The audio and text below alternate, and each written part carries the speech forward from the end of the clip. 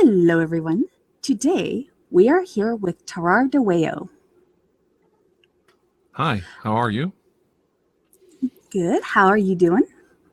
Pretty good. It's been a long week and really looking forward to this. So I think it'll be a lot of fun.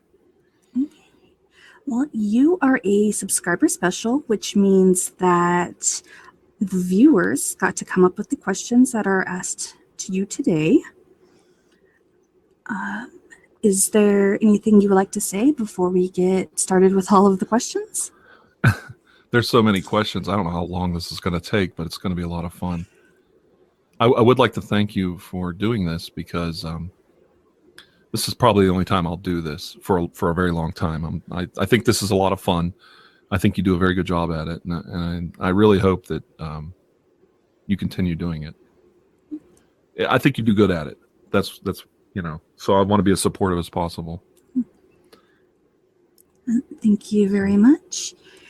And we have 163 questions for you, so let's go. Is that a lot? That's some people will consider that a lot. Some people will consider that not enough. Wow. All right. If you are ready, then let's go ahead and jump right in. Sure. Okay. In your own words, can you explain what ASMR is? Okay. The easiest way to put that is I think ASMR is something Western society lacks. Western society doesn't, as a whole, study meditation and things like hypnosis are fringe sciences and fringe cultural aspects to Western society. And I think the population in general doesn't know how to meditate, to relax, to control their breathing and slow their heart rate. And what ASMR is, a human being will see another human being doing some small little thing, some minute detail in their life, some craftsman doing a tiny detail that he does every day, and his hands are just like zipping from object to object. And what happens is the human mind is doing it subconsciously. So he's watching this craftsman do something on a subconscious level, and it strikes a chord in your mind, and you get these tingles down the back of your neck, on top of your head. Some people get whole body experiences. We call that, well, I call it a grand mal tremor, where your whole body has the tingle effect of ASMR. And not everybody experiences this. It's a rare event. And the one thing about ASMR that's funny is somebody might think I'm the best. I'm the greatest artist that ever lived. There might be other people that think I'm a hack. I don't do anything for them. It's all on how the artist appeals to the individual viewer, what triggers that person's reactions. So I might have zero effect on one person, but another person might be my best fan, my greatest fan. It's just a random, very unknown, very not very well studied phenomenon in modern culture. And it's been around for a long time. I had ASMR. I won't go into it in detail, but I've had it my whole life. So it's not something that's new, I don't think. So let's see. Is there currently any scientific research or medical testing studying ASMR? I believe there's a lot of people doing studies. I know Paul Artwork was doing a lot of studies. Paul Artwork ASMR from Canada, I believe, has a doctorate in psychology. I think he's a registered therapist. And I know some other people have done some testing, but I don't really look at that or pay attention to it. I probably should, but I don't. There's very little done, though, when you think of culturally how big an impact this is having on society at this time. It's not something that was just discovered, but it is something that's exploding in society. And I think the scientific community thinks it's a joke or it's fetishism, and they're ignoring it. I think there needs to be more studying and more testing on a more serious level. And that probably hasn't taken place yet, as far as I know. So What does the ASMR community mean to you, and how has it affected your life? Well, when I first started, I was a little blinded, and I thought everybody in the community was buddies, everybody was friends, and we were all just one big happy party singing Kumbaya around the campfire. The ASMR community is like any other community. It has its good and bad members. It has people that are easy to work with and difficult to work with. And its effect on my life was, once I took my blinders off and realized it's just another community and I'm just part of it, I started to realize that those letters you get when people write to you telling you you actually really help them are few and far between. You don't get them every day. And you should cherish those moments, and you should cherish the people that come to your channel and look for some comfort. We're not a medicine or a therapeutic science. What we are is something that helps people relax, like getting a good massage or lighting an aroma candle. Those things help people relax. It's harmless, and it's something that can help people have a better day. And to think that you can go into somebody's house and help them have a better day, that you actually affected somebody's life and helped them, I take that pretty seriously. So the community of viewers are very important to me, probably more so than my fellow artists. My fellow artists are like normal people. Some of them are good and some of them are bad. And that's just, find the ones you like and enjoy their work. Just like anything else. You may like art by Michelangelo, but you may not like Van Gogh as much. It's just a preference, and you should enjoy that, and you should relish it while it's here, while it exists. Do you support your LGBT fan base? I'd say in general, yes. I'm very open to everybody. I don't judge people by what their title or what society dictates. Everybody's just a person to me, and I take everybody as an individual. I have people who are right-wing extremists and people who are liberal, as far left as you can get on my Facebook friends list. And the only thing I ask is people get along. I really think if people would just leave each other alone and get along, this would be a really better place to live in. So do I support my fan base? Period. Yes, I support my fan base no matter who they are. Doesn't matter to me. Really doesn't. Have you met any ASMR artists in person? No, I haven't. I'm probably a pretty private person in real life. I'm not much into meet and greets. I've done some YouTube meetups, but there were never any ASM artists there. I might meet some ASM artists this summer, hopefully. So, but I haven't met any yet. No. Has a stranger ever randomly recognized you from your YouTube channel? Yes, it's happened a few times. They usually call me by my character name. And I'm usually nice. I walk around and shake hands with them. It's a little off-putting. I have been in restaurants where I know people recognize me because they're pointing and talking about me. It's quite obvious they're talking about me from YouTube. And I have had some people say, I watched your videos years ago, and I recognize, and when I realized that's who you were, it's pretty cool to put, 2 and 2 together. So that's a neat experience. Is there a way for people to send you fan mail? Yes, I'm very open about that. People can send me letters, so even suggestions or ideas for videos to my email, which is couchpotatotheater, and theater is spelled T-R-E, not T-E-R.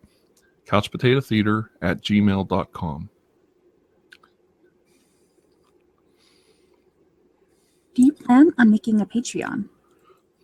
No, I think Patreon's going to come and go. I think I'm not going to call it a fad, but it really doesn't work for me. The reward system, here's the thing. I'm very creative, but I'm kind of like a loose cannon when it comes to my creativity and the way I come up with videos. Something like Patreon makes me too, it might like block me in too much. I looked at Patreon. I don't have a problem with it, but I'm afraid it could be something that could be creatively, it could hold me back a little bit if I'm worried about rewards and taking care of patrons. I like to treat everyone on my channel equally. And I do a lot of requests and mention people in my channel that have never donated to me, that never will donate to me. It's more important to me to treat everybody equally. It really is. And I'm not just saying that, than for me to get a little extra money out of Patreon. So no, I don't have any plans whatsoever of getting a Patreon. Do you tell people you know in person what you do on YouTube? I used to, and that caused me a lot of grief at work. People think if you're on YouTube, and I'll be honest, this is an honest interview. A lot of people found out I was on YouTube and immediately they thought I was a closet homosexual. They thought I was gay. They thought I was a deviant. They thought I was a pervert. Somehow normal society or whatever has a strange view of what people on YouTube are. YouTube to me is just a place to be very creative. Just like I always compare it to a painter. A painter paints pictures. He puts them on the sidewalk. People walk by, they buy them. I have a bigger sidewalk using YouTube to sell my wares, to show my art. And that's basically how I look at it. I do not tell people I am on YouTube, ever. I don't have a problem if they find out, and people usually treat me with a lot of respect, like close friends and family. But I do not run around telling people I'm on YouTube at all. That's good advice. What do you say to someone who doesn't understand what ASMR is and has a negative outlook on it? I've gotten a little bit of negative feedback because ASMR is not greatly understood, and people kind of think like, you're talking in a whisper voice. Ooh, look at you. I am a big kind of masculine man, and you're talking in a soft voice, whispering to all the people out there. It can look the way it looks, and if people want to choose to see it that way, that's fine. What do I say to someone? I try to tell them it's like meditation. It's a form of getting like a mind massage, helping you relax, lighting an aroma candle, aromatherapy. And then when you tell people about Bob Ross, here's the funny thing. You tell people about Bob Ross, it's just the same thing Bob Ross did. Anybody in my generation will say, oh, yeah, I totally understand that. And it's over. It's totally over. They dropped the whole thing because everybody loved Bob Ross. Is Ephemeral Rift a bully? Well, that's not a question for me to ask or to answer. That's a question for me to let the community decide. And the community has spoken on it, and I think their opinion is the one that matters. He's highly successful. He gets a lot of views, a lot of subscribers, and he does very well for himself. And he's a groundbreaking, trend-setting artist. The only reason I'm allowing this to be asked in an interview is because I get compared and I get asked a lot of questions about him. And I am flattered when people compare me to him or any other artist. He and I are currently not friends and not on a friendly basis with each other. It takes two to tango. It's not his fault. It's not my fault. Just two artists that have chosen not to communicate with each other. And I wish him the best. I really do. I think he's paid a penance for some of the things that have happened in the past year or so. And there's always a price to be paid for being outspoken. He is very outspoken. And I think he's paid for that. I think he's had difficulties and he's had some issues that I think he'd like them to go away. And if I could help that by just not bothering the man or not interacting with him or anything like that, then I'll do that if that makes his day a better day. Might surprise people I say that, but that's my opinion on it. I will say one more thing. I want to add one more thing. He and I have a mutual friend. And when we had our little bickering bout where we didn't get along, he and I come out of it okay. We're big boys. We could handle it. We hurt someone mutually that was a friend of ours. We hurt their feelings. We hurt that person a lot. And that's not something to be proud of. That's something I'm personally ashamed of.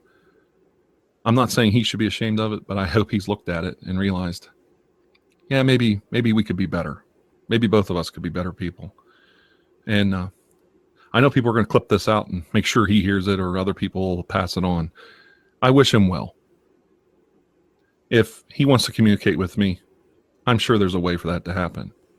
But I don't want him to have any hardships anymore, or whatever happens to him in life, because I caused it. So I hope that answers that question. I do get asked about him a lot, so that's a very valid question for this interview. I think I get compared to him all the time, and I'm fine with that. It's quite flattering to have people think that you're doing something that's worth looking at. You know, I never get tired of people's compliments and comments on my videos. I really don't. Even if they're about how great Ephemeral Rift is, it doesn't bother me at all. I consider that a great honor to interact with everybody that stops by my channel. So, okay. How do you handle the negativity ASMR sometimes receives? I don't know if it's because I'm a big guy, you know, I hate to say masculine guy, but I'm a older, bigger guy. I'm not really the target of trolls. I get a couple of jokes made about my size and my weight. But in general, I don't get even 2% of the trolling and the problems that the lady artists and some of the other bigger artists get. I really don't get trolled at all.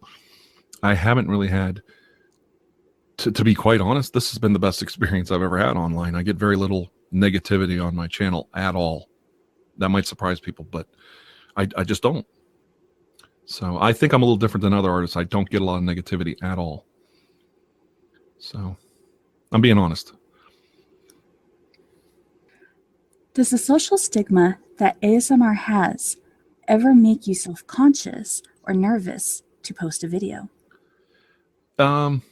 Usually I'm committed to a video before I release it. So I'd say no. I'm pretty much, I've already committed to that video. I'm going to put it out there.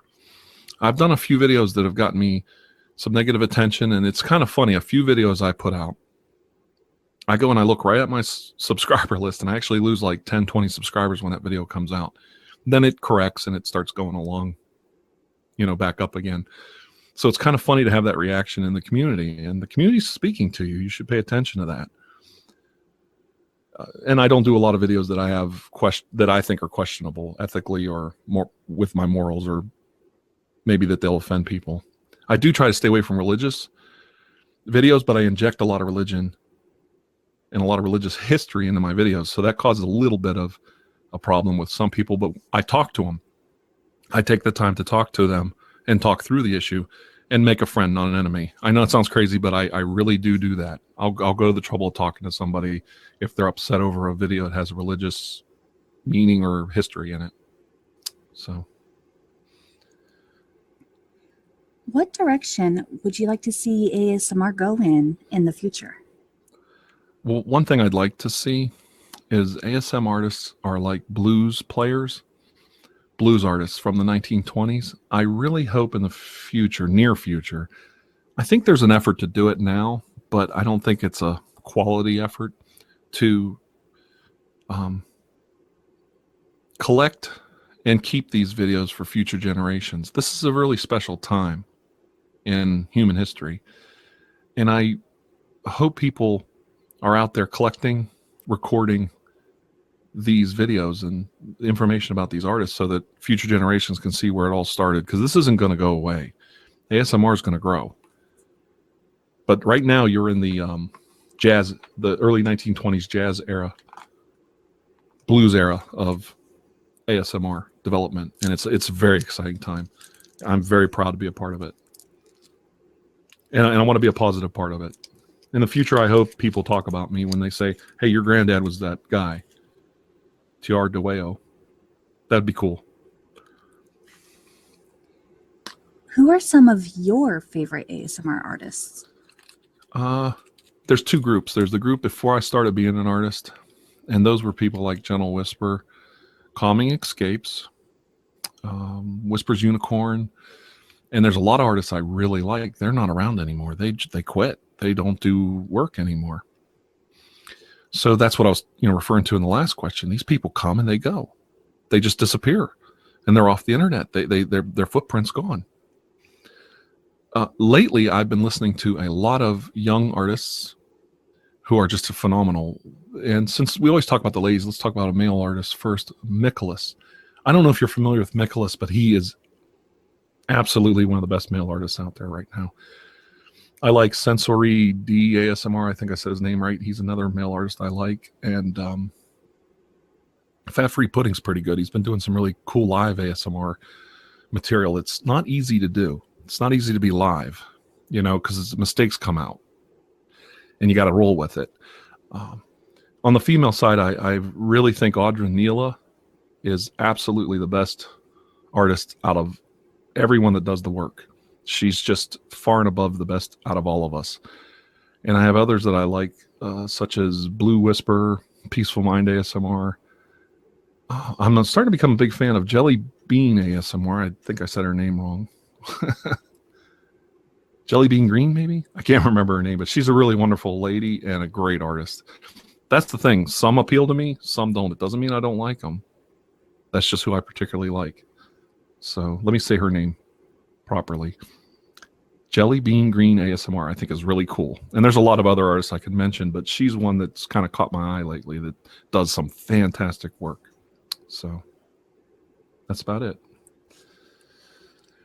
Who do you think is the best ASMR raconteur? The best storyteller? Now that's going to be interesting.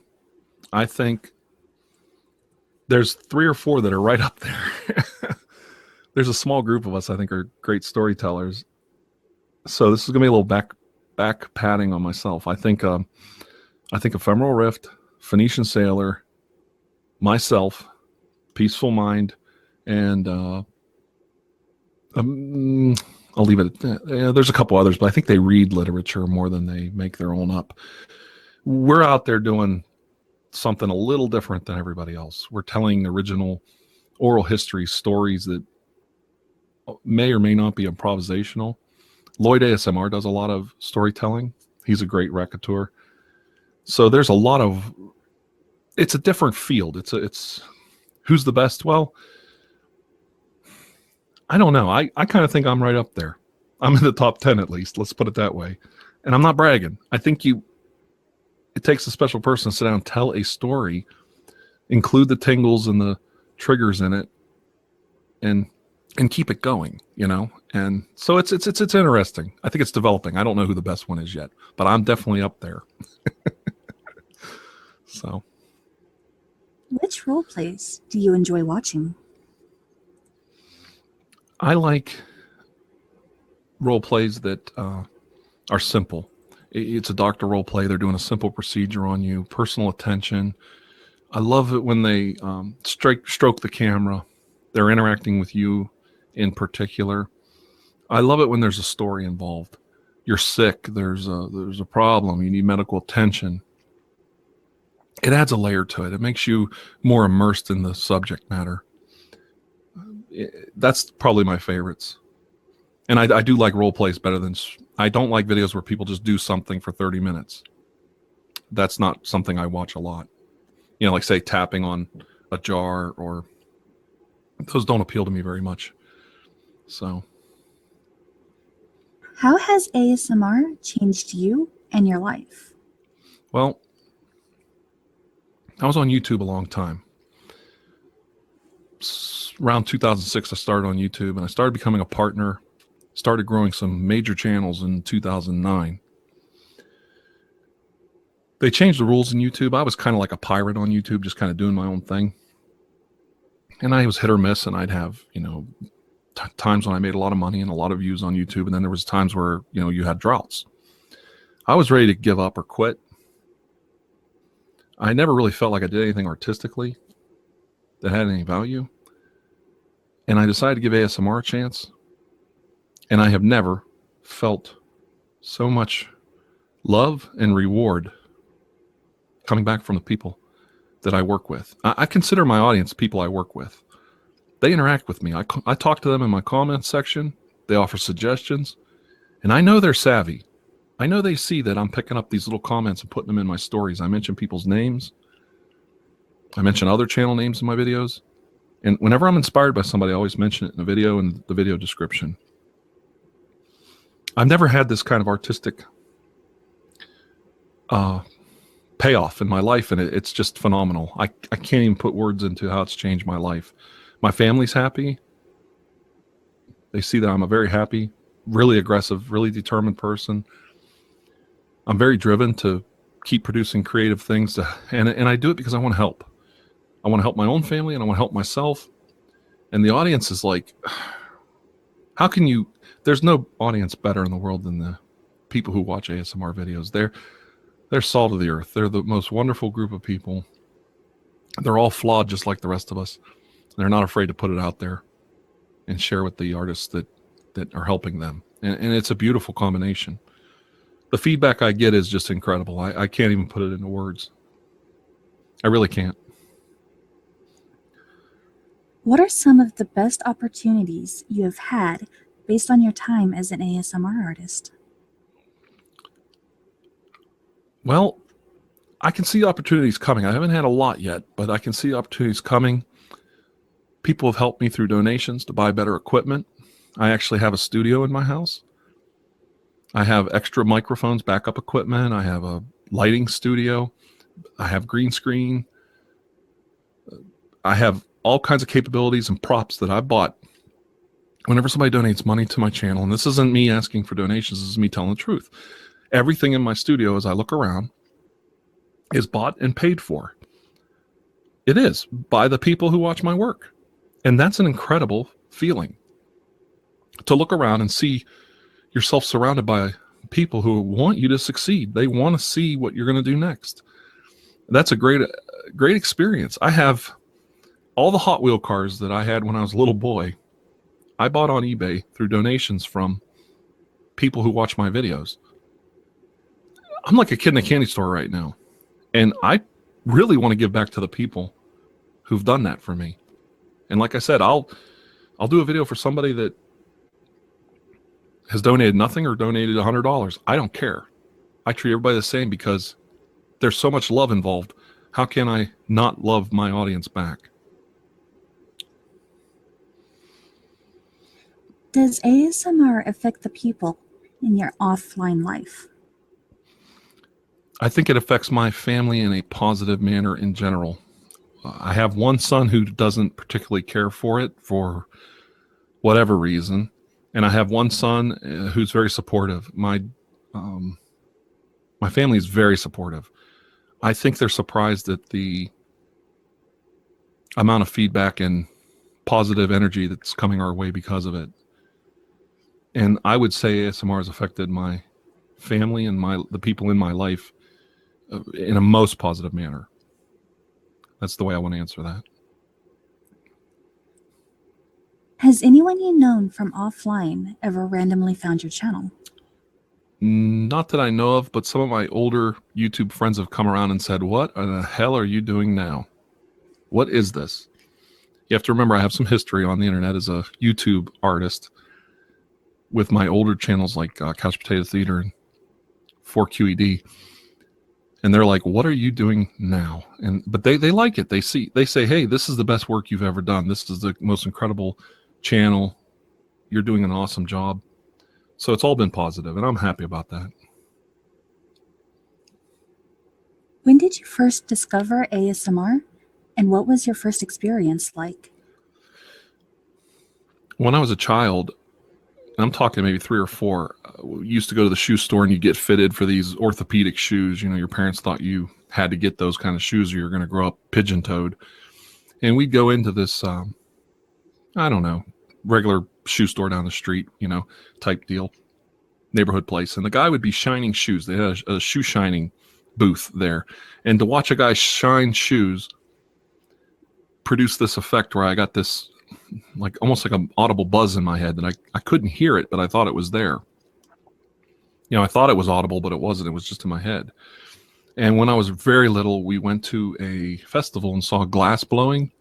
And I don't know if anybody knows this. Glass blowing is by far the greatest ASMR experience you can ever have.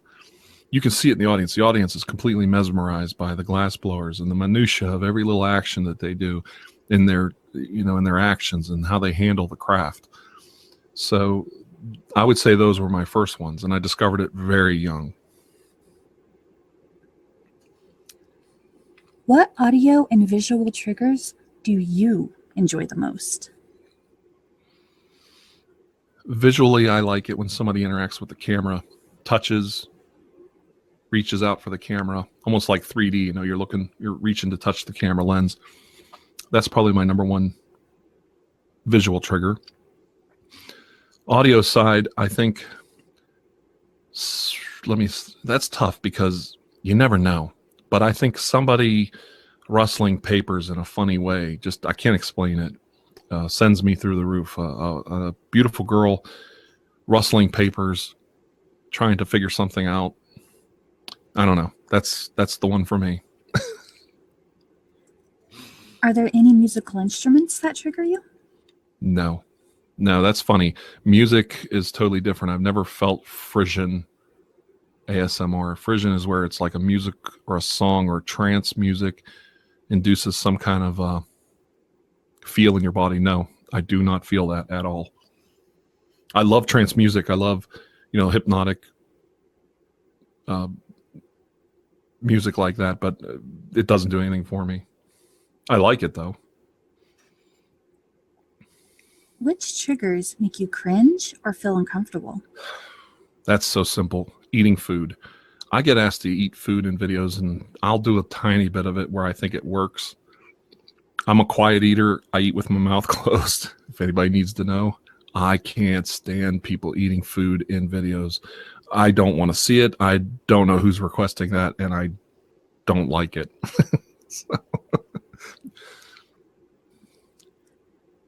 Why did you decide to create your channel? Well, I kind of talked about this a little bit. I was feeling like I really wasn't doing anything creative or genuinely important. And I'm getting older, and I wanted to really do something that maybe left a mark on the world. I wanted to do something that maybe my kids could be proud of, my family could be proud of. And I said, you know what? I'm going to do this. I'm just going to take a chance and do it. And that's really why. I basically got fed up with being like a pirate on YouTube, just throwing out UFO and ghost videos for a laugh. And I decided to do something that was a serious artistic endeavor. And it was very different. It was very rewarding. Why did you decide to create ASMR videos? I dabbled in ASMR videos even as far back as maybe 2010, 2012 on another channel. But on Couch Potato Theater, my other channel, I did a few. But it was more just to grab some quick views. It really wasn't a serious look at the field. And I became very good friends with a lady named Lauren Ostrowski Fenton, who's a very popular artist. And I helped her she was, having some problems getting out there, getting known. And I gave her some advice, how to use Reddit and how to, share your videos, join Facebook groups. And we worked back and forth. And I started to realize how big a field it was. And that's really what got me thinking, I could do this. I love ASMR. I watch the videos all the time. I've dabbled in it, and when I do, I get a lot of views. Maybe I should give it a try and be serious about it.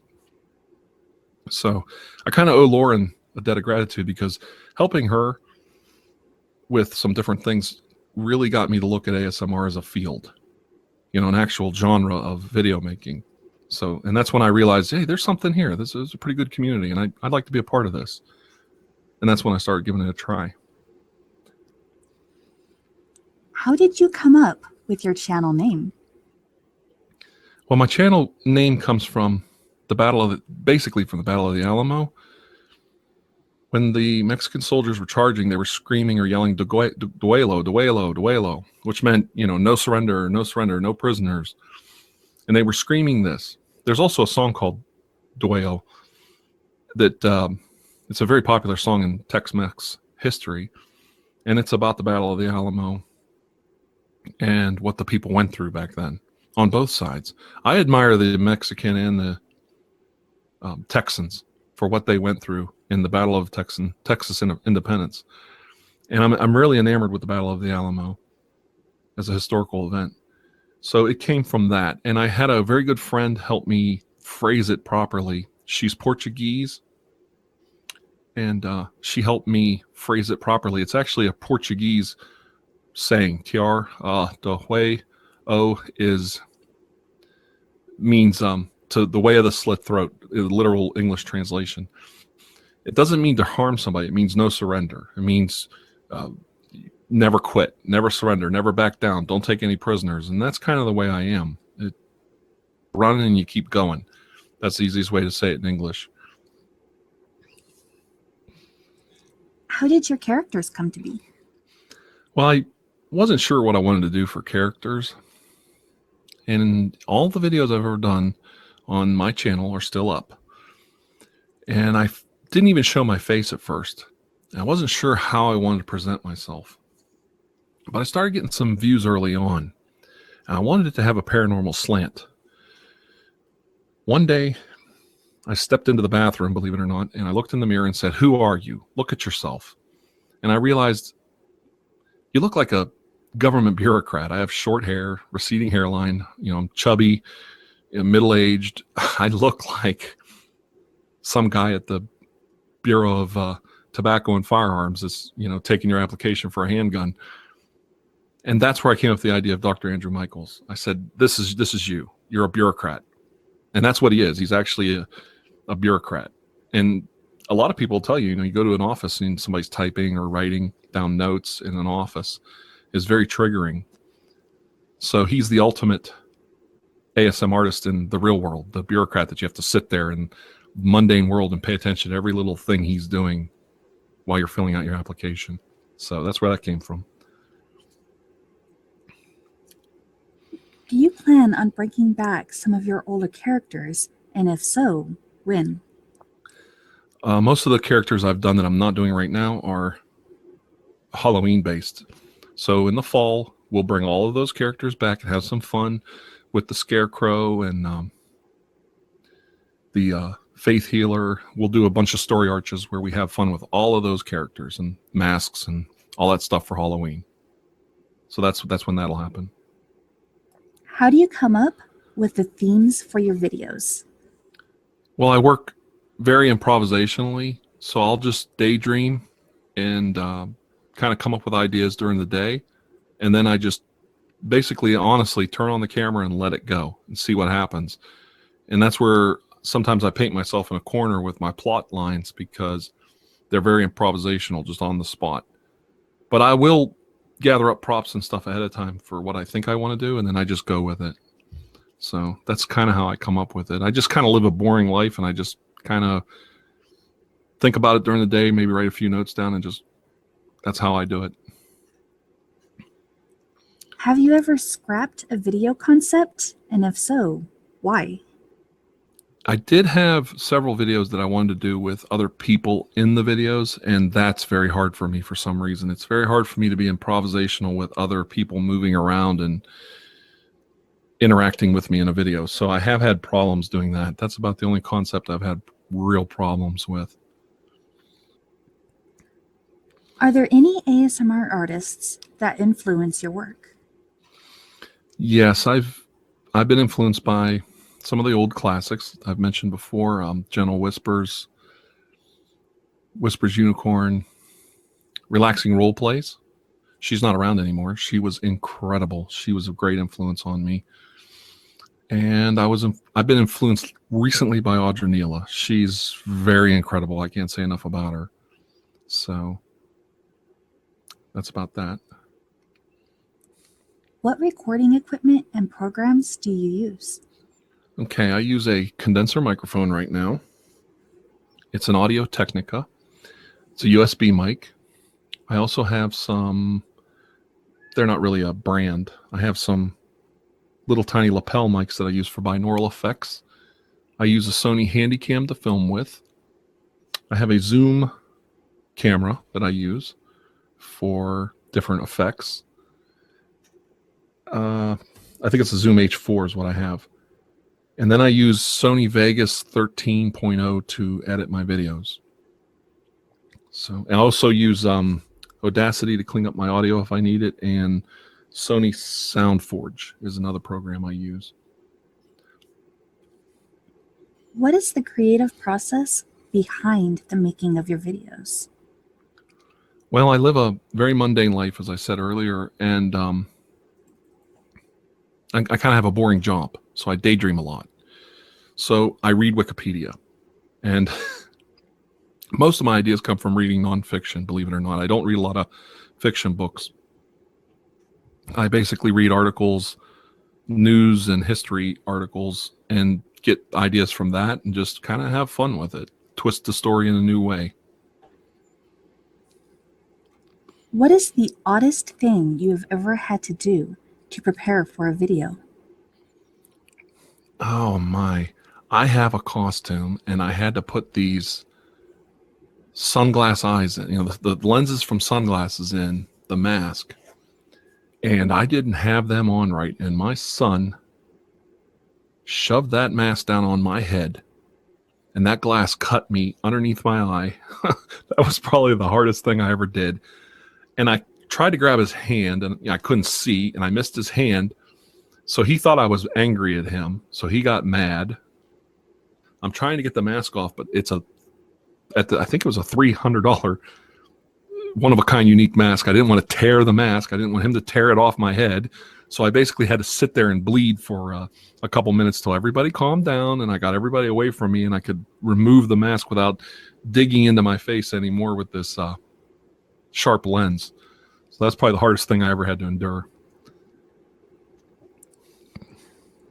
What is the hardest part of creating a video? Getting everything to happen right at the right time. You have to have your camera charged. You have to have your laptop can't fail you. They like to shut off once in a while. The USB mic has to be plugged in correctly. You have to check every connection. Everything has to be right. You hope the trains don't go by. You hope somebody doesn't start mowing their lawn. There are very small windows of opportunity to make an ASMR video during the week. And if those opportunities come often and I don't have any problems, I can crank out 5 or 6 videos a week. But if, it's a good day and everybody's outside playing and mowing and there's a lot of other traffic on the road, it's impossible to make videos. Sometimes you'll go a whole week and barely be able to make one. And that happens to everybody. Everybody has to deal with that. Does anyone help you with your videos? Yes, my family does help a little bit. My son helps me because he's really good at video editing. He'll help me frame the camera, things like that. He's never helped me edit a video, but he knows what I'm looking for, so he'll help me set up lights and different things like that. My wife will also help me as a model in my videos, and she's very supportive. She's a great lady. She's very supportive, and she likes it because she gets a lot of personal attention one-on-one from the great Dr. Andrew Michaels. So they're the only ones. I have had help with people on the internet with a few collaborations I've done, and everybody I've ever collaborated with, it's been a wonderful experience. Were you nervous about posting your first video? Not really, but that's kind of a lie, because if so, I would have started my ASMR channel on Couch Potato Theater, my original channel. Instead, I went to TirarADeguello, a channel I had as a backup channel. So I'm not kidding anybody. I went to a backup channel nobody knew about, started doing ASMR videos in case it didn't work out. So I had a backup plan. What is it like being a more masculine male ASMR artist in a community dominated by feminine energy? I definitely think I'm probably in the minority. I definitely think I have an advantage as a male over the female artists that do this work. I'm able to get away with and do things with very little repercussions, where the female artists, if they go too far out of the norm that people expect, they get chastised for it. They get a lot of negative feedback. They get a lot of negative attention. They lose a lot of subscribers. They can actually hurt their channel a lot. I think the male artists have a go or a pass on that, where they can do just about anything and usually not get not only not get the negative attention from it, they actually usually benefit and get oh, you're so creative. They get a lot of good feedback and they grow from it. So it's kind of a weird thing. The women have a lot of advantages men don't have. That everybody is beat to death what those differences are. But I think the masculine male artists out there have a huge advantage creatively where they can just basically do whatever comes to mind and have a lot more fun. It's got to be boring after a while to do makeup videos and some of the stuff ladies do over and over and over again to get, to keep their channels going. Men don't have to do that. Men can do a different video every time. Totally different triggers. And their audience accepts it. So there is a huge difference. I don't think people have ever looked at that. Do you have any advice for anyone looking to get into ASMR, but doesn't know where to start? Yeah, don't go out and get a $500-$600 microphone. Go on eBay, buy a $60 Audio Technica USB mic. Get yourself a little $100, $150 Sony Handycam for about $220 investment. You're there. You can get Sony Vegas downloaded 30 days free trial so you can learn the program, see if you like it. There are lower level programs you can buy from Sony. You don't have to buy the Vegas program, which is like $200. You can buy a lower level one. So shop around and start low. And if it starts taking off, the people will help you get the better equipment and the better audio stuff that you need. Will you explain the plot to phone tapping? Yeah, wiretapping, that's what they're talking about, wiretapping. And the idea of that is we are holding surveillance over a apartment building, and these heartbeats keep appearing in the room, and they multiply until there's like 60 people in the room. The idea is that it's a conduit, and aliens are coming to our planet, kind of like a Men in Black thing. They're using that room in that hotel or building as a conduit to bring more aliens in, and there is a sequel to that. And that's exactly what's going on. They end up capturing most of the surveillance people and shutting off our equipment in the video. I thought it was kind of clear, but I guess it was a little unclear, but it was aliens, like a Men in Black situation. Do you know exactly how many people were in the room? I thought there was 120, but might be 60. But it was doubling. It was getting up there. 60 heartbeats. Have you ever considered doing a D&D ASMR video? Yes. I used to play Advanced Dungeons & Dragons, Call of Cthulhu.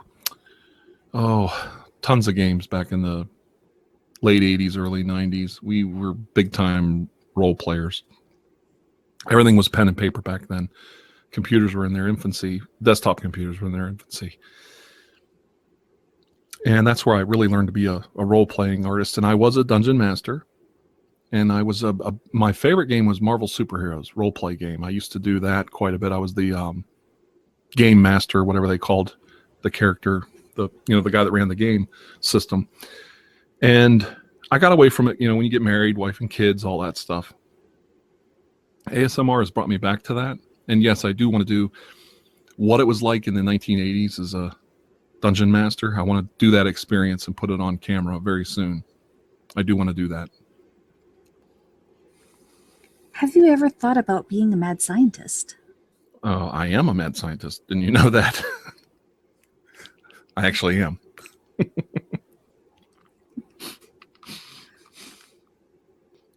Are you laughing?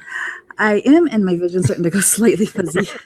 It's the coming. Okay. No, I'm having this issue where I'll start listening to you rather than looking up the next question, and so then it's like, oh crap, what's the next question? I'm the one giving the interview.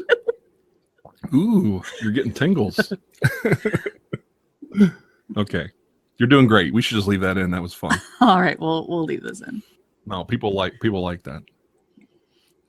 What is the longest ASMR video you have made? I think I have one that's an hour and 18 minutes long. I did look that up because questions like that I needed to know. I think it's an hour and 18 minutes. I just did one that's an hour long. I plan on doing one that's an hour and 30 minutes too. So very soon. Do you have any future plans for your channel?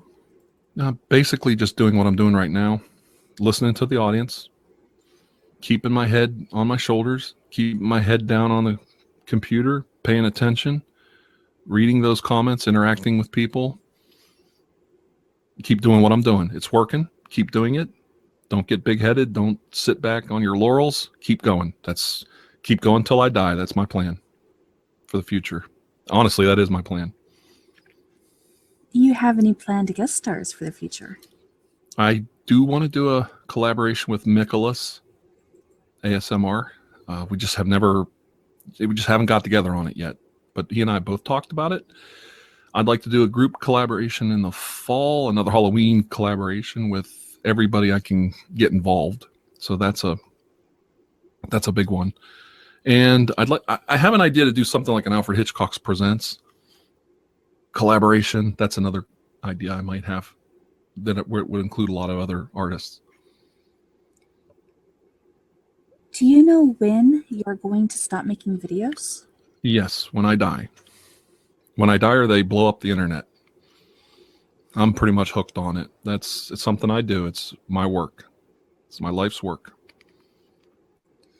Do you have anything planned for your final video? I have given that some thought, believe it or not. When the artist formerly known as Prince died, he was only 57. I'm 48. Now I've got a good 10 years left in me too.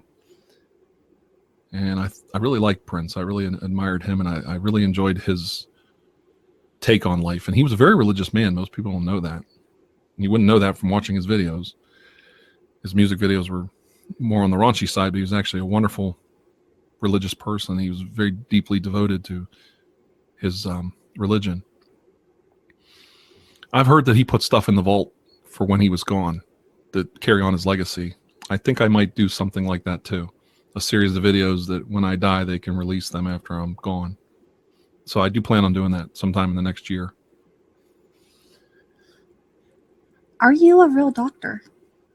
No, I'm actually a guy that runs like a boiler, runs a power plant. I'm what they call a stationary engineer. That's what I do. Is Dr. Andrew Michaels your real name or character? It actually is my name. My name is Michael Andrew Weil. And I know nobody will believe me, but I had a couple of beers the first time I did a Dr. Andrew Michaels video, and I said, I need a name I won't forget. So I switched my name. I'm Dr. Andrew Michaels, so I wouldn't forget. I know it sounds silly, but you have a couple of beers, it sounds totally normal, makes total sense. Is there a reason Dr. Michaels works for the Navy? I know a little bit of the history of the OSS, CIA, some of the programs that I wanted to talk about in my videos, like the LSD experiments in the 50s and 60s that the CIA carried out. I wanted to do a lot of that. And I knew a lot of that originated from the Department of Navy, so that's where he came from. That's where that idea came from. Do you have any ties to the Navy? I never served in the military. My generation, there was really nothing going on when I graduated, and I had to go to work. My father became disabled when I was 18, and I had to go to work straight out of high school to help support my family, so I didn't go to the military. Are the Dr. Michaels role plays scripted or improv? They are 100% improvisational. I'll kind of daydream and think about them during the day. I'll write down historical names, places, and dates on a little cheat sheet, like a little crib note. I'll stick that with a piece of tape on my tripod of my camera. It could be as small as a notepad or a Post-it note, my notes for the video, and I go with it. That's all the planning I do. The planning that goes into my videos is no bigger than a Post-it note, believe it or not. What is the biggest paranormal concept you have planned for Dr. Michaels? I would like to do something like a Stargate SG-1 type thing where there's a alien invasion. I kind of already, but I'd like to revisit that where aliens invade the planet Earth through like a Stargate or warping technology. I'd like to do that. I really enjoy that, and make a really overarching, like maybe a 10 video series. That would be cool. What is the craziest thing yet to happen in his storyline? I think the craziest thing that ever happened was the LSD video I did. The LSD video was fun to make. It was hilarious, and it just was silly. That's probably the most craziest thing that we ever did. Is there going to be an end to Dr. Michael's storyline? Only if people wish it that way. If they hate the character or they think he's old news, I'll stop doing it. But other than that, no. I'll keep doing it because that's who I am. Does Dr. Andrew Michaels have an evil clone named Michael Andrews? You know, that's true. He does. He hasn't appeared yet. He has a Bizarro character that has appeared, but he also has a doppelganger clone called Michael Andrews, who has not appeared yet, who wears a black shirt and a white tie. It just hasn't happened yet. That's true. Somebody was picking up on that. They're right. Why did you decide to do a more paranormal style of ASMR? Mostly because it's interesting to me. It's fun. It's exciting. I read a lot of paranormal articles. I read about paranormal cryptid creatures, things like that. I enjoy it. I love X-Files, Twilight Zone, The Outer Limits, Dark Shadows, the soap opera. I don't know if you remember that. And let's see, what else do I like? Oh, Kolchak the Night Stalker. I would love to do a series where I'm Kolchak the Night Stalker. I don't know if you remember that from the 70s. That was the inspiration for the X-Files with Darren McGavin in it. You might know him from Christmas Story. So it's just something if I want to watch TV, I watch Star Trek. I watch Ghost Stories. I watch American Horror Story. And that's why I chose to do that vein of genre with my video work. Are you more like Mulder or Scully? All men are Mulder. They don't listen to Scully, and they end up getting their heads kicked in. All men are Mulder. Final answer. What conspiracies are you interested in? JFK is probably the one I'm most interested in. I think the whole JFK experience, the ramifications that it had on the American psyche, is probably the one I'm most excited about. What got you interested in the paranormal? When I was a little kid, I would see the shows on TV about Bigfoot and Loch Ness Monster. And back when I was really little, that's when, or not long after I was born, was when the Mothman actually appeared in West Virginia. And that was a huge thing. That was a big local legend. And that's the kind of stuff. I think I was in second or third grade.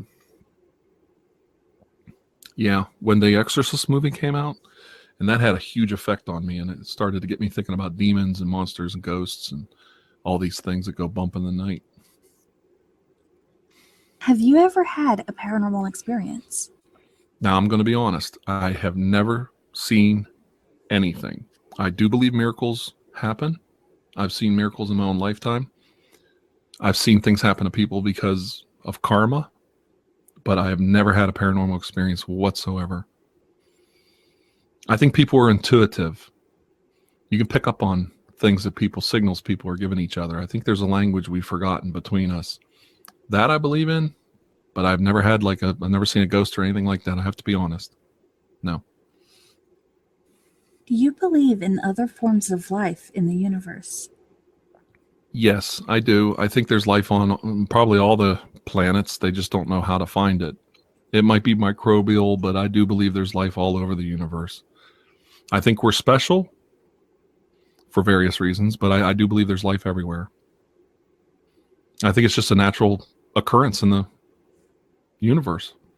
It's just something that happens. Do you believe in parallel universes? I really do, because I think they actually intersect sometimes. And that's where I think some of our human intuition comes from, our deja vu. experiences, where you're not really foreseeing the future. You're seeing somebody in a parallel universe telling you, don't do this, man. I just did it. This is what happened to me. Deja vu happens to people a lot. And I think it's human intuition. I think it's the human nature to pick up on stimulus around them. And I think that's where you interact with maybe a parallel universe, or somebody in your life is sending a signal to you somehow. Maybe it's pheromones. Maybe it's something we can't interpret as a thinking, logical being anymore. Maybe it's something in the natural world we're not picking up on. But yeah, I do believe in parallel universes, believe it or not. Will you briefly tell us your life story? That's tough to be concise with a small answer. Let me see. Well, I'm 48. I grew up in the early 1970s as a child. That was a very bad time in American history. I hated the 70s. I hated being a kid. I know it sounds weird. I wanted to grow up. I don't look backwards very much, so that might be important.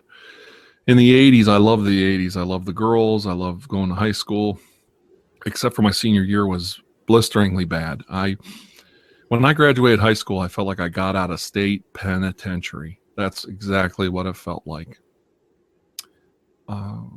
Didn't go to college, went straight into workforce, worked 3 jobs in my life, 3 different major jobs, raised 3 kids, been married 27 years.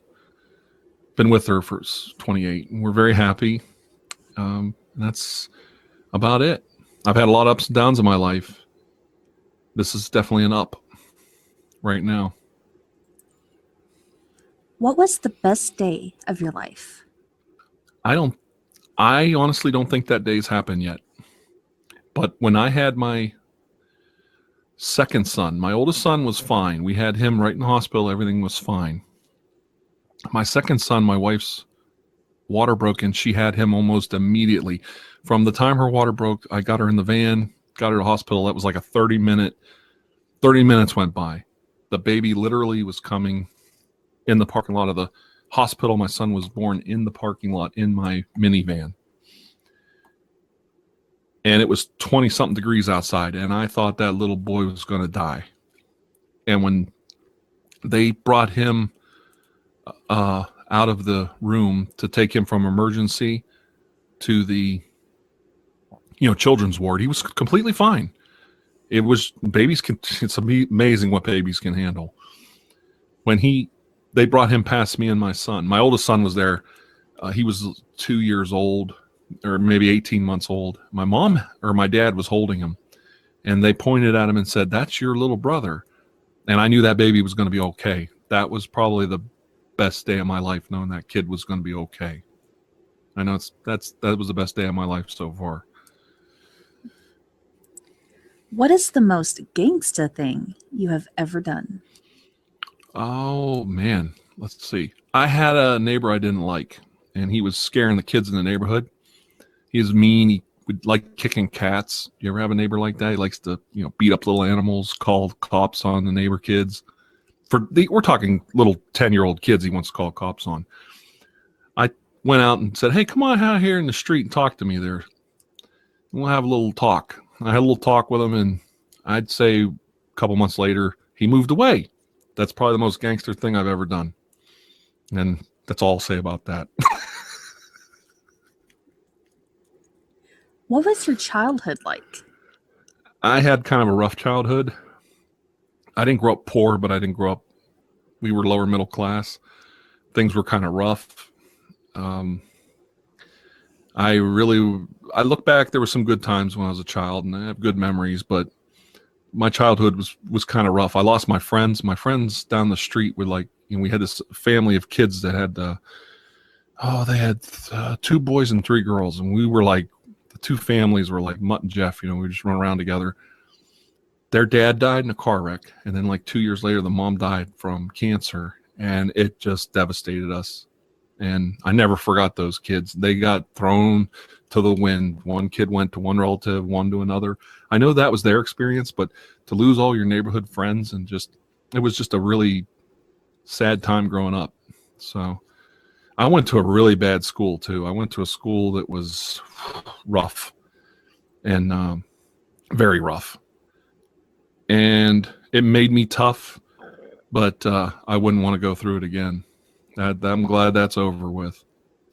I don't like to dwell on it either. I like to look forward. I don't have a problem talking about it. I just like to look forward, not back at that kind of stuff. Are you close to your parents? Probably not as close as I should be. I respect my parents and I honor my parents, but I'm probably not as close as I should be. I'm probably the least closest son out of my siblings. I've honored my parents. I took them on a 50th wedding anniversary cruise in the Caribbean. I've always helped my parents, so that's not a problem. But I wouldn't say I'm close. That's an honest answer. Are you more like your mother or your father?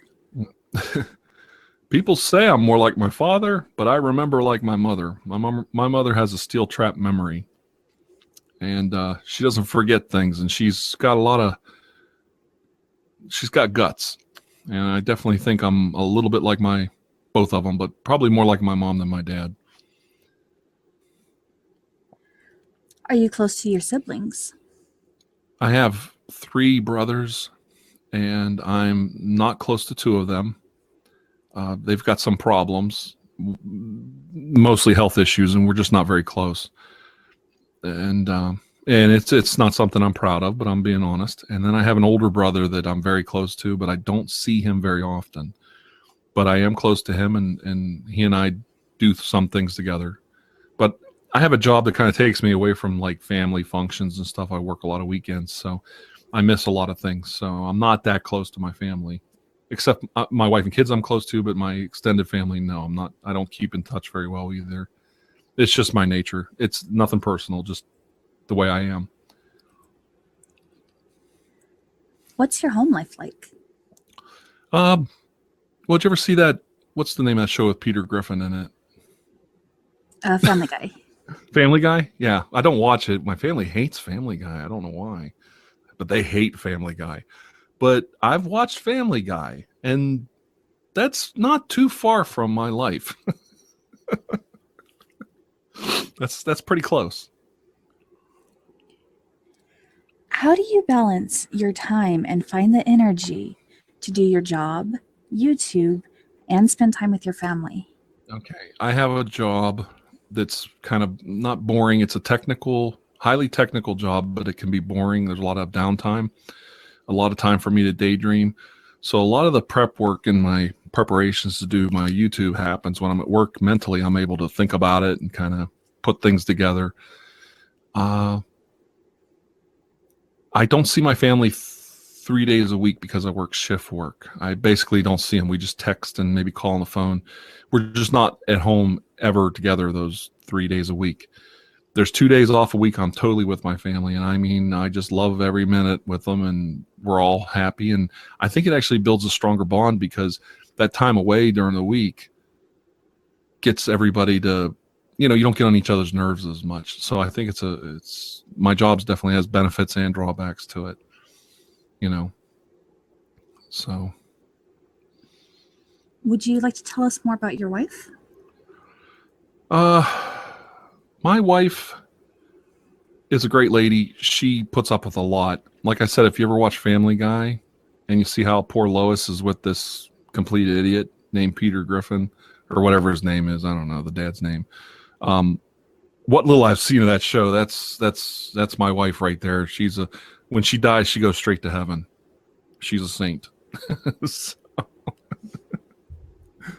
she's a great lady. Would you like to tell us more about your kids? Well, I have 3 kids. My oldest son is 25. My next oldest son is 23. And my daughter is 13. We had that little, we tried for a girl, after we had the 2 boys. Basically, they were raised. And we got lucky. We got a little girl. And she's just something else. She's the love of our lives. She's spoiled rotten. And both my sons, one son graduated college already, and the other one is got about a year left. He's doing pretty good. So, Would you like to tell us more about your job outside of YouTube?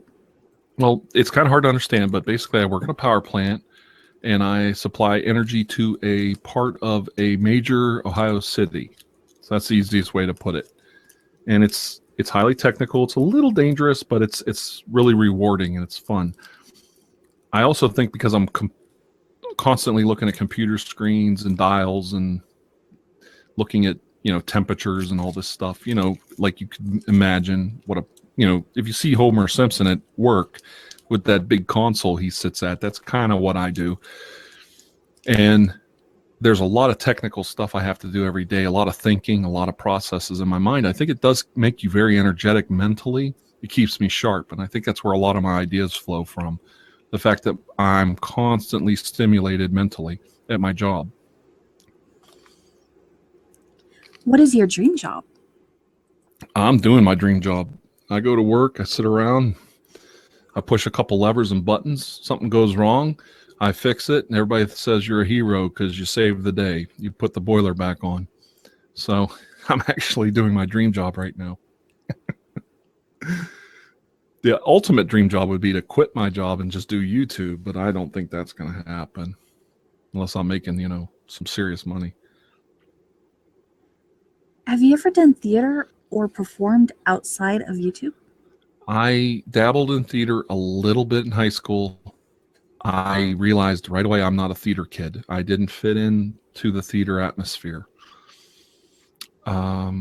So I kind of walked away from it. My oldest son was a fantastic actor.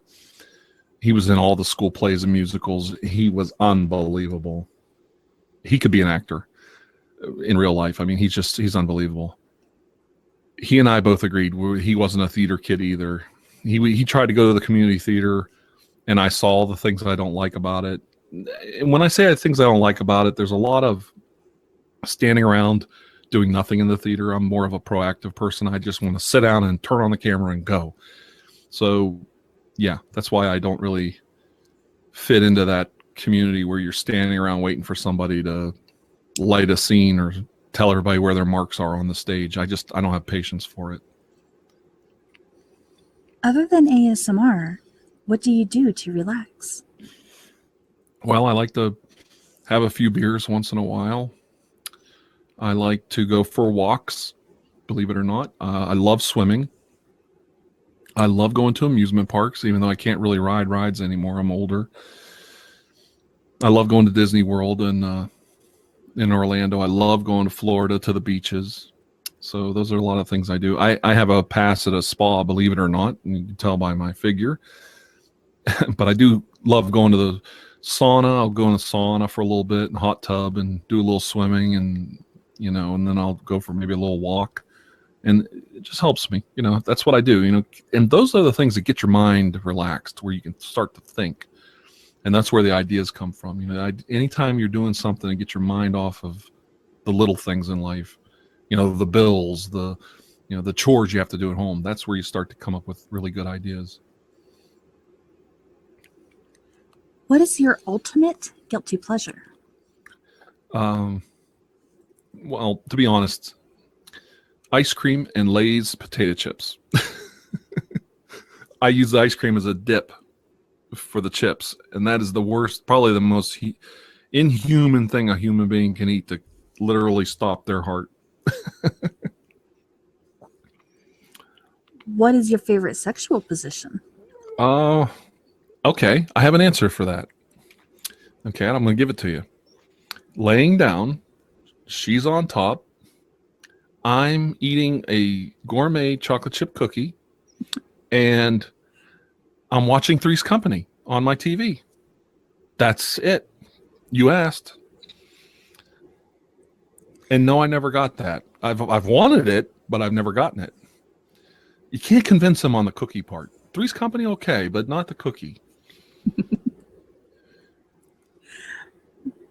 I know what's happening, but I'm going to go with it. Let's have fun. This is what they want to know. What is the radius of both your right and left nipples? They're exactly the same. They're about an inch wide. I have very small ones, very tiny ones. I mean, the whole thing, right? They didn't want just the nipple. They wanted the whole. That was a good answer. How big is your penis? Big enough. She's never complained. I'm 6'4". I'm 6'4", and I'll answer the next question. I have a shoe size of 14 shoe. So you do the math. And my nose is pretty big too, you know. So she's happy. Believe me. I've never had a complaint. Where do you live? I live in Salem, Ohio. It's a small town south of Youngstown on the eastern part of Ohio. It's at the very edge of the Appalachian mountain chain. It's the farthest western part of the Appalachian chain in Ohio, I think. Or the northern part. I can't remember which. That's where I live, Salem, Ohio. What is your zodiac sign? I'm a Capricorn. I don't put a lot of faith in that stuff, but I will tell you everything they say about Capricorns is true about me. I'm a Capricorn. I was born January 7th. Who will you vote for this presidential election? Probably Hillary, but I'm open-minded with Donald Trump. I actually would like to see Bernie Sanders win. I like Bernie. And the fact that Larry David can imitate him is just, I mean, how can we not vote for that? So, I mean, it'd be like Seinfeld all over again if Bernie Sanders wins. So, but my first choice, I did vote for Bernie Sanders in the primary, by the way. And I don't like politics. I have no interest in them. But my family thought, let's give Bernie a chance. You know, let's see what happens. So we felt the burn. Have you ever broken a bone? No, I don't even know if that's possible. I have a brother that's like Mr. Glass, and I'm unbreakable. I swear I've been in some very bad scrapes, and I've never broken a bone. I don't even know what that would feel like. I don't even know what you'd have to do to break a bone in my body. I've been hit, like I've been in car wrecks, hit. I've never broken a bone. It's unbelievable. Have you ever taken psychedelics? No, I really avoid illicit drugs. The only drug I self-medicate with is alcohol. Somebody did slip me a barbiturate one time, like an upper, made me throw up because I was, drinking alcohol, and they put it in my drink, and it made me just throw up. But it made me so neurotic. I cannot stand opiates. I can't take opiate painkillers. Like, I think I'm right about this. Like, I have been injured in the past where the doctors prescribed an opiate. I can't take it. They have detrimental effects on me. So I do avoid that kind of stuff. Where all have you traveled to? I've been to Mexico several times. I've been to Honduras, Belize, Grand Cayman Islands. I love Honduras. It's the most beautiful country, one of the most beautiful countries and the nicest people on the planet. Mexico's nice. I love Mexico. I think Mexico's a hell of a country. It's like United States on crack. They're like all over the place. And they're so sweet to us there. I don't know why people... I love the country of Mexico, the people of Mexico. Love them to death. No problem there. I love Mexico. Where have I been that's been kind of crazy? I was somewhere nuts. Oh, Grand Cayman Islands. It's a British colony, and you drive on the other side of the street. That was unbelievable to me. That was hard for me to take. I'm left-handed to begin with, so it really threw me for a loop. So, Where would you like to travel to? I'd love to go to Germany because I love the German culture. I would love to go to London, England. I plan on going to London, England. We just haven't put it together yet. It's something my wife and I want to do. So I want to go to Ireland. No, I don't want to go to Ireland. I want to go to Scotland. And I want to go to London. Let's see, where else? I'd love to go back to Honduras again. I love Honduras. I should just go down there for a week. Just stay.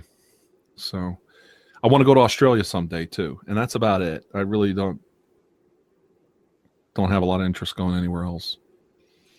Would you prefer to travel to the past or the future? Oh, the future. The future, most definitely. What the hell is in the past for me? I want to go to the future. They can heal your body. You know, they can make me young again. That's where you want to go. What languages do you speak?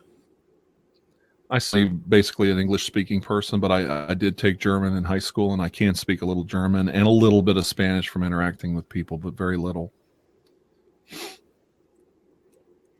What's your favorite genre of music? When I was younger, I was into rock and roll like most people, but now that I'm older, I really enjoy the genre of soft jazz music, and I listen to it all the time. There's a channel 107.3 out of Cleveland I listen to, Smooth Jazz Channel. I'm not talking R&B. I'm a smooth jazz guy. I just love that kind of music, and I get a lot of flack. I get a lot of flack with in my life from my kids, my wife, my family, anybody that's ever been in my car. I love smooth jazz. I can put that stuff on. It's kind of like, I just love having that music in the background, you know, and it's just very pleasing. Probably has something to do with me liking ASMR so much. Do you like Chocolate Rain? Yeah, when that came out, I thought that was pretty cool. What song best describes you? If you ask my friends and family, the song by Peter Gabriel, Sledgehammer, that's me. That's me all the way. I come at things like a sledgehammer, bull in a china shop. I know there's other meanings to that song, but that's me. What song best describes your life?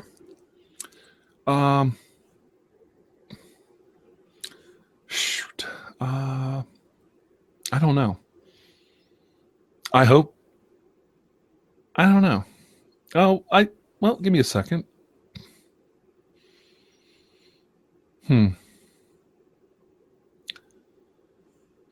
I don't know. I really don't. I can't answer that. Will you sing for us? Yeah, I guess I will. What song should I sing? I don't know. Okay. I'll sing Ground Control to Major Tom. Ground Control to Major Tom. Take your protein pill and get your helmet on. There you go. Not bad at all. Do you play any instruments? I can play the piano. That's about it. Are you a good dancer? Yes, a pretty good dancer, pretty light on my feet. I love slow dancing with the ladies, and my wife loved dancing when we were younger. I don't like dancing now as an older person. And when I go to like weddings and stuff, I just don't want to do it. But I'm a pretty good dancer. I could bust a move back in the day. What's your favorite anime? Favorite anime movie has got to be Akira. I loved Akira when it came out. My kids loved Akira. They grew up with it. They loved it. We recently sat down, my son and I, and watched Akira again, believe it or not, in the Japanese with subtitles. So we love it in Japanese with the subtitles. It's totally different feel to the movie than the American version. The French did a pretty good version of it, subtitling, believe it or not. But the Japanese original is the best. Favorite anime TV show was definitely Dragon Ball Z. My son's basically grew up watching every single episode, and I just love that series. I think Dragon Ball Z is really cool. What's your favorite movie? My favorite movie of all time, I thought, maybe it was Beetlejuice. Might be one of my favorite movies of all time. And I just loved the recent movie Birdman. I thought Birdman, it was basically about a guy my age, my life situation. And I really loved Birdman. Would you consider doing a Beetlejuice-based roleplay? Yes, I would. I think I could do Beetlejuice. I love Beetlejuice. It's funny that somebody asked that. I didn't know somebody asked that. And Beetlejuice, I really hope they make that sequel. I thought it would be incredible. So, and I love Michael Keaton. I think he's such a fantastic actor. He really is. What's your favorite TV show? Definitely The Office. I love The Office. The British version, the American version, I love them both. I own them both on DVD. I watch them on Netflix. I watch them over and over again. I love The Office. Now, when it comes to classics, I'm a Star Trek guy. I watched the original Star Trek, Next Generation, all the Star Treks. But sitcom, definitely The Office. Star Trek or Star Wars, and why? I love both movies. I have no problem with either one. I was at opening night Thursday when Star Wars came out recently, and I can't wait to see Star Trek Beyond. To me, that's it. As I said before, I'm a future guy. I don't look back. I look forward. Even though I do a lot of historical role plays, I'm actually, seeing how those things affect the future, And I just love all the developments, all the technology, and all the things that go into these movies. I love the new Star Wars movie. I don't know why everybody dissed it. I thought it was a great movie. More of a Star Trek guy because I can put myself in there. I could be Captain Kirk's right-hand man, helping him fight off the Klingons, more than Star Wars when you talk about relating to a character. I still think to this day Captain Kirk is the man. I mean, he got to, chase girls and beat people up and save the world. He's the guy. That's a cowboy in space, Captain Kirk. So, Who is your favorite superhero? probably, I love Batman, the whole mythos of Batman, and I love Captain America. I was a huge Jack Kirby comic book fan. I've read almost everything that Jack Kirby ever made, believe it or not. I love Batman, the mythology of Batman. But when it comes to a superhero that just doesn't quit, doesn't give up, figures out a way to solve a problem, does the right thing, I love Captain America. And the new Captain America movies to me are by far the best superhero movies they're making right now, because that is Captain America. It's like somebody sat down and said, okay, we're going to make this guy just like the comic book. He's so close to the comic book. It's uncanny. And it's just, that is Captain America, the all-American hero. And he's got huge flaws too. He's not perfect, and he's a wonderful character. So that's probably, and I mean, I read Captain America when I was a kid. I used to just devour Captain America comic books, and never got tired of reading them over and over again. What superpower would you like to have? Oh, flight. Everybody wants to fly. I mean, if you could fly, wow, that would be cool. Flight, period. What is your favorite video game? Well, when I was growing up, I loved Space Invaders, and I had it on my Atari system. But I got kind of bored with video games, and I never really did much with them. But when my kids were little, they had Mario Kart on N64, the Nintendo 64 system, and I thought that and 007 GoldenEye, I think was what it was called. I thought those were so cool because all four of us could sit together, my two sons, my wife, and I, and play together. That was the coolest experience. So any of those four-player Nintendo 64 games back in the day, I'm talking back in the 90s, that was it. That was the epitome of gaming to me, and I don't really have any interest in video games after that. What is your favorite video game character to play as? Oh, I love playing 007. Who doesn't? Who wouldn't want to be 007? That's the coolest character. That did it for me. Do video games have a special meaning for you? They have a special meaning because I played them with my sons, and I played them with my wife when they were little. We didn't have a lot of money, and we sat down and played video games together and yelled and laughed and teased each other and giggled and interacted together. I think these one-person games that people sit and play for hours, we lost something there. I like the multiplayer games, and they did have a special meaning in my life. I remember playing with my sons, and that was really cool. And that was the only time I played video games as an adult. What is your favorite board game? I love chess because you're not actually playing chess. You're playing the person. And I love chess. Who is your favorite author? I thought about that. If you're talking about classical authors, it's probably Jules Verne. I loved Isaac Asimov and Arthur C. Clarke growing up, and I absolutely love Ray Bradbury. I've read so much Ray Bradbury. he's had more of an effect on my life as an adult than probably most authors. So I'd say Bradbury's right up there.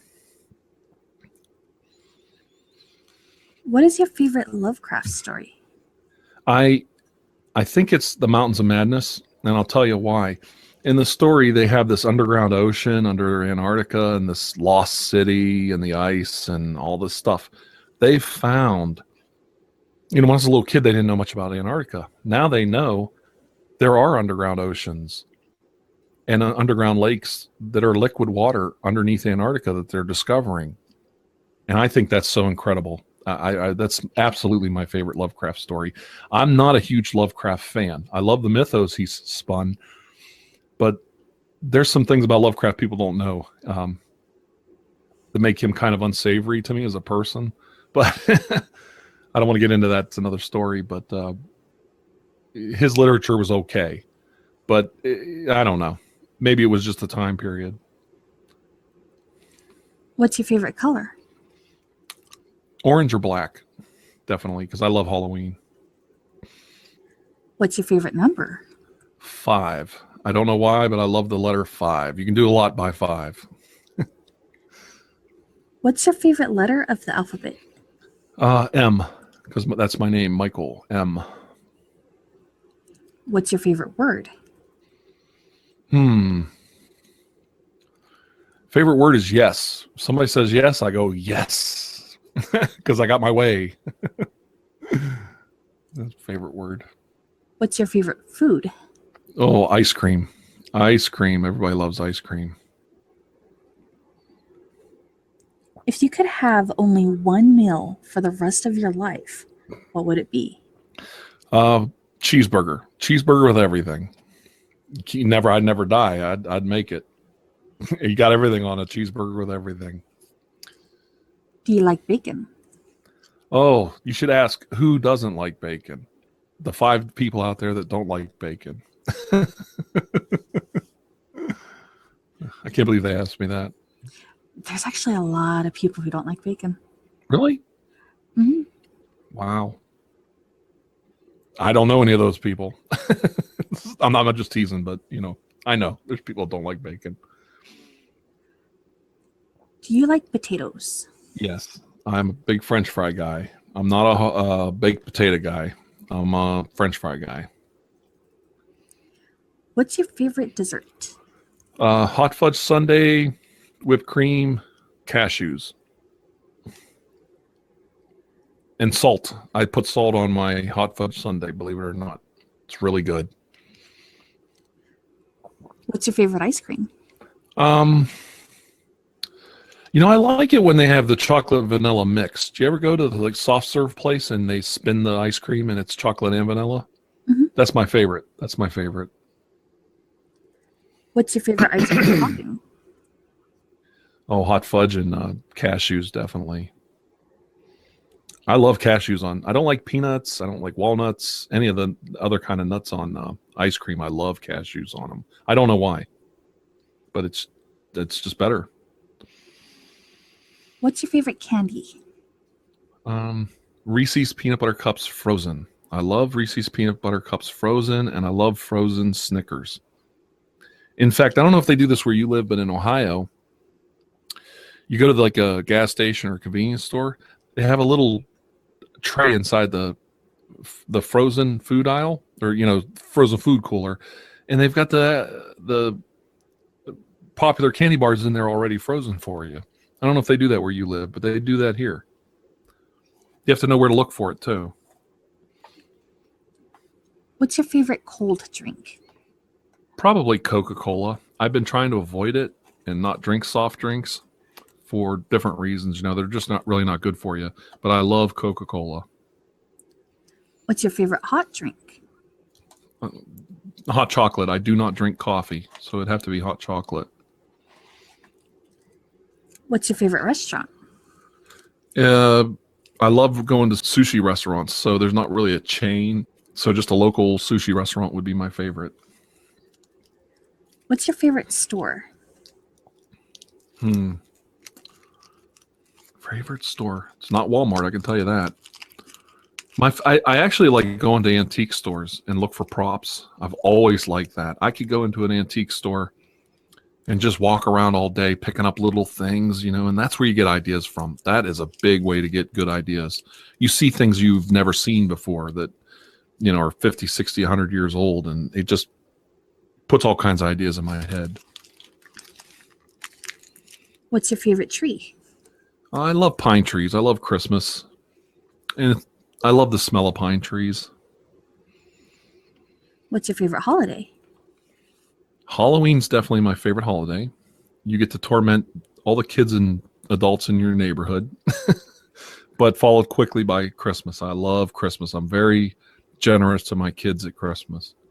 Very generous. I'm generous to a fault. We have huge Christmases. It's ridiculous.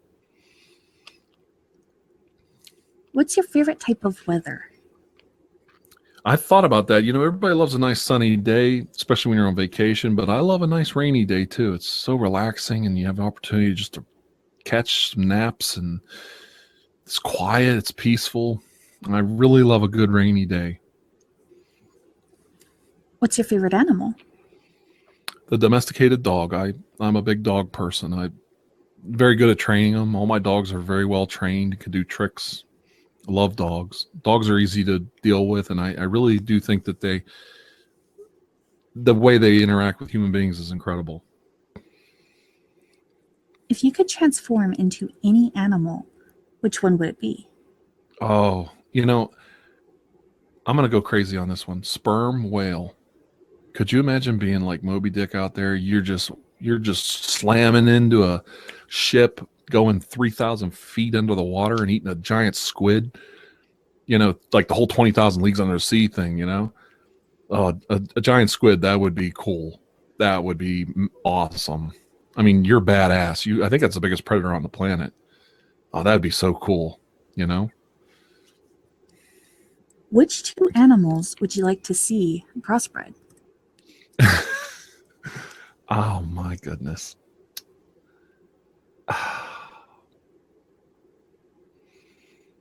How about a cat and a human? Because I think cats are, man, they're the next jump in evolution, I think. A cat human would be really cool. That would be a deadly assassin. I don't know what he would be, but he would be somebody not to mess with. He'd take on the whole alien invasion by himself. Cat human. Do you have any pets? Yes, I do. I have a little lab beagle mix named Patrick Swayze. The boys named him Patrick Swayze after the actor, believe it or not. And we have a little dog named Blondie. She's just a little tiny cockapoo. We've always had dogs. Mostly they're alarm. They're like nature's alarm system. You'll never get robbed if you have a dog. And we have a cat named Jack that I'll never own another cat again. This guy's broke me. You ever see the show Cat from Hell? He's the cat from hell. We're very good to him. We treat him very well. He got sick, and I paid over $1,000 to fix him at the vets. I really take care of the animal well. He's never been abused, but he's just a rough little guy. He's the boss. Have you ever owned a pet rock? No, and I think that's I don't know how they got people to buy rocks. That's like buying, I don't know. That's cool. Somebody actually convinced people to buy a pet rock. What is your favorite thing you own? Probably my laptop computer. I think it's so awesome to have all that power at your disposal at your fingertips. That's probably the coolest favorite thing I own is my laptop. I make money with my computer. I bring an income in for my family because of it. What is to the left of you? Okay, left. Let's see. A window with a sound deafening piece of foam over it. What is to the right of you? A table covered in props. Massive amount of props. All kinds of stuff. What is behind you? Behind me is my chroma key green screen. It has 3 different colors. 4 different colors. Gray, white, black, and chroma key green. What is your favorite thing to do when nobody's looking? What everybody does, pick their nose. You never do it when anybody's looking. Do you believe there will be a zombie apocalypse? Oh yeah, they're working on it. They're trying real hard. They're trying to start that up. I know they are with all the science they're doing. They're trying so hard. Would you survive a zombie apocalypse? Oh yeah, no problem. No problem. The zombie apocalypse is not going to be like the movies. No way. What is the best weapon to use against a zombie? 1-ton plow truck. You get your snow plow truck out. That protects the radiator. You go about 10 miles an hour, play the music loud, and just run over every zombie in the neighborhood. They'll come right to you. They're lured in by sound.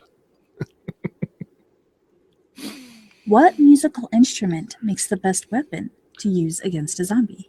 This is going to be gross. Piano wire. Piano wire on the end of a stick. You make a loop.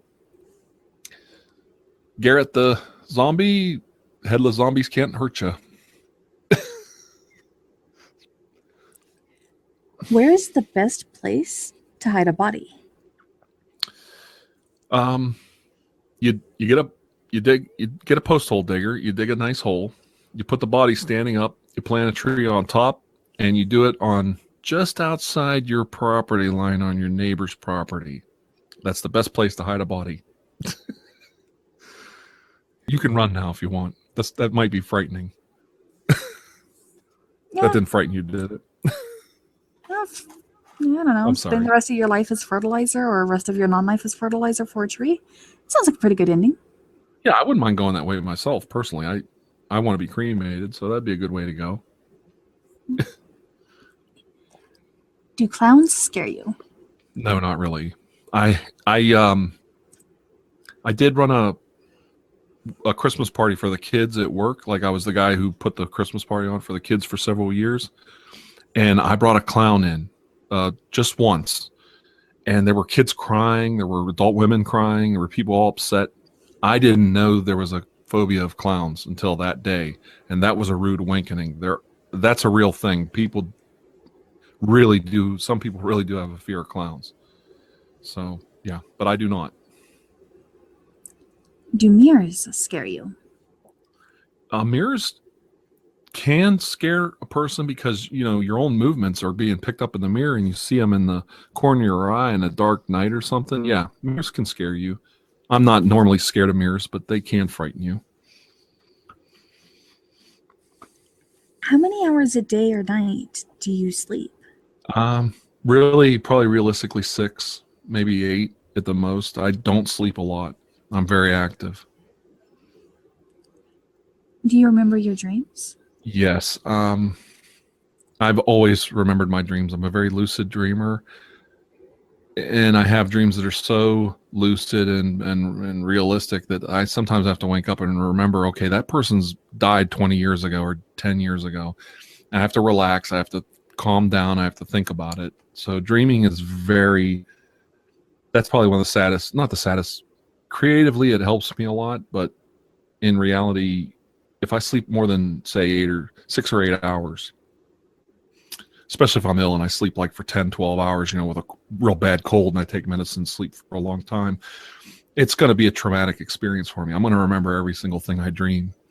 And it's sometimes a hard experience to go through. So that is true too. I remember my dreams and I get a lot of ideas and stories from them, but I don't know if you're dreaming about somebody that died in your past and they're alive and then you realize they're dead again. That's traumatic. Is there something you wanted your whole life, and did you ever get it? Yeah, I wanted her on top, chocolate chip cookie, Three's Company, and I can't. I'm telling you, some people are just rude. I don't think it. You asked. They asked. You didn't ask. You've been the ultimate lady. Thank you very much. There you go. If you could have one wish, what would it be? Oh, I do. I'll keep it simple. I got a family and I work pretty hard for a living. I wish somebody would plop $1 million down on my kitchen table and walk out. That would be pretty cool. I'm not talking a check. I want cash. Give me $1 million cash and you never hear from me again. I'm gone. What do you think about distributism? Okay, I don't know what that is. I wanted to be honest. I really don't know anything about that. I didn't want to act like a smart ass and act like I knew what that was. Do you know what that is?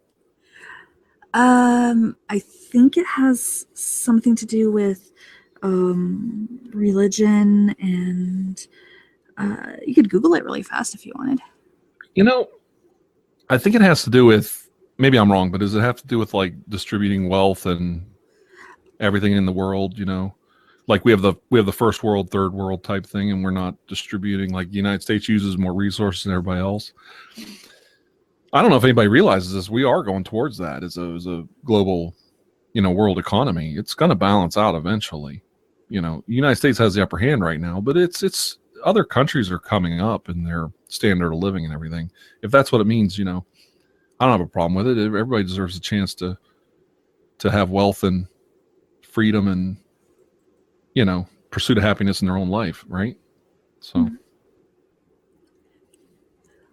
What is the meaning of life?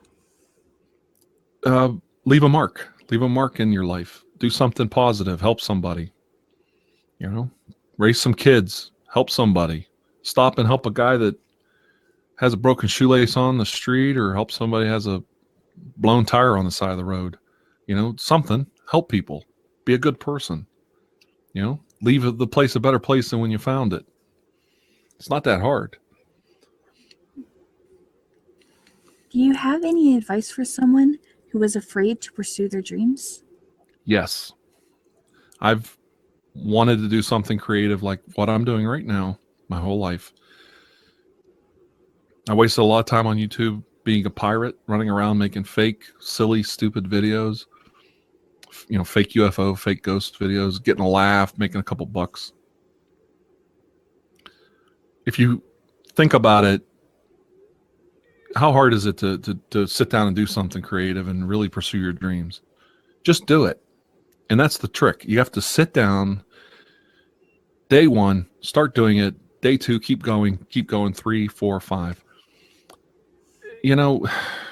Life is full of regret. And I'll tell you what, you don't not regret doing something. You still regret things as a 48-year-old that you didn't do when you were 21, 25, 30.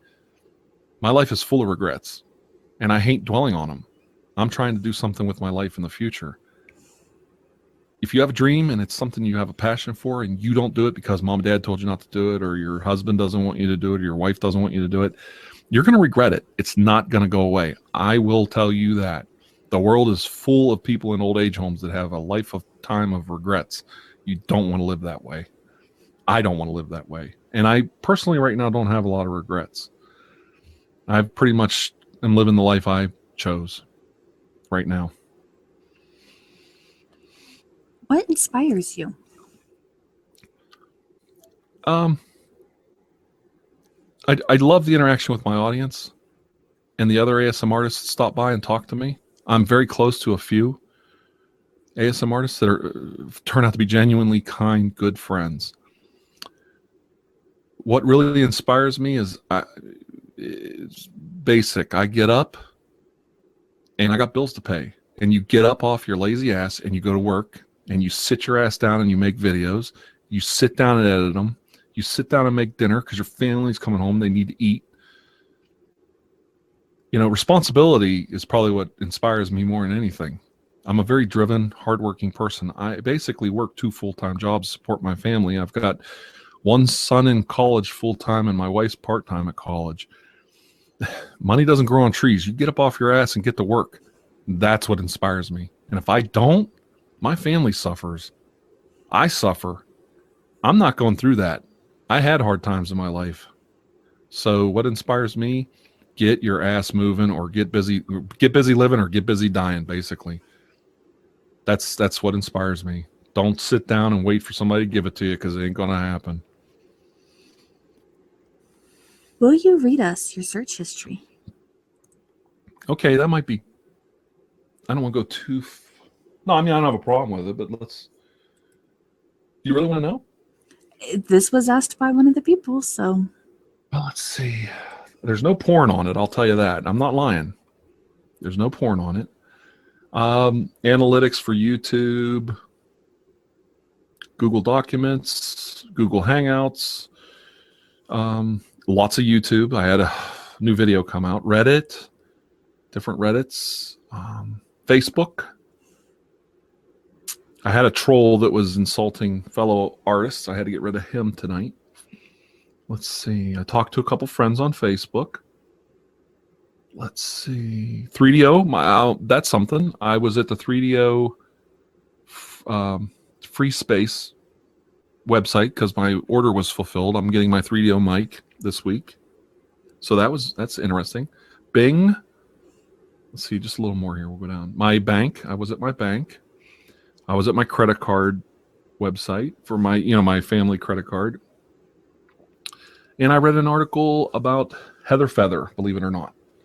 And, I also looked up some Wikipedia articles. And that's about it. And it just goes on from there.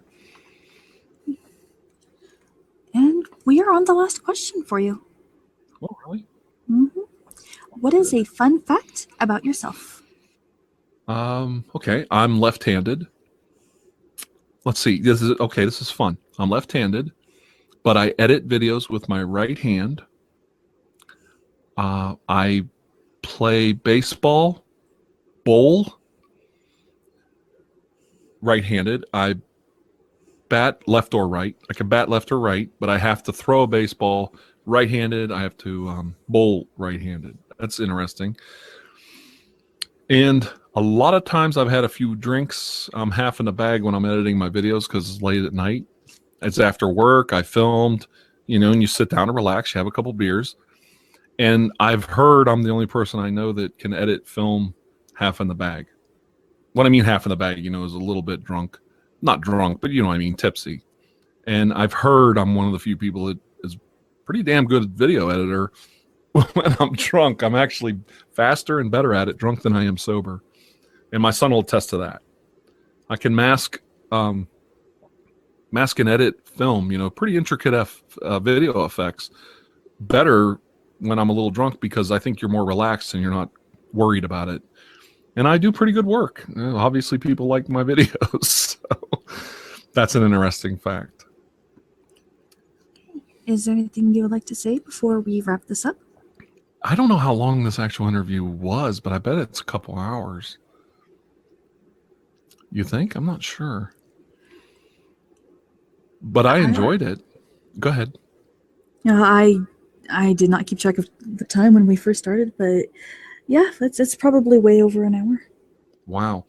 I really enjoyed this. I'm glad you and I both decided to take the road we took. If they asked it, we present, right? There was nothing left out, I don't think. No. Every single question that was asked was answered somewhere within the interview. Yeah. I don't think anybody, there's always going to be a little bit of, tough questions, but we were honest. We were fair with the people. We just put it out there. And if you don't like me, that's okay. But if you do like me, that's okay too. I think we need to be more honest with each other and not worry about these things. And I really appreciate you taking the time to do this with me because I like your interviews. I don't know if I said this earlier in the interview, but I actually really like the work you're doing with your interview series. And I want to be as supportive and open and helpful as I can with it. And I really do hope you have some success with it. Well, thank you very, very much. That means a lot to me. To anyone who hasn't already, check the description down below. There will be links. And go check out all of Tirar's videos and like, comment, subscribe, show love and support. And thank you so much for joining me today and being my subscriber special.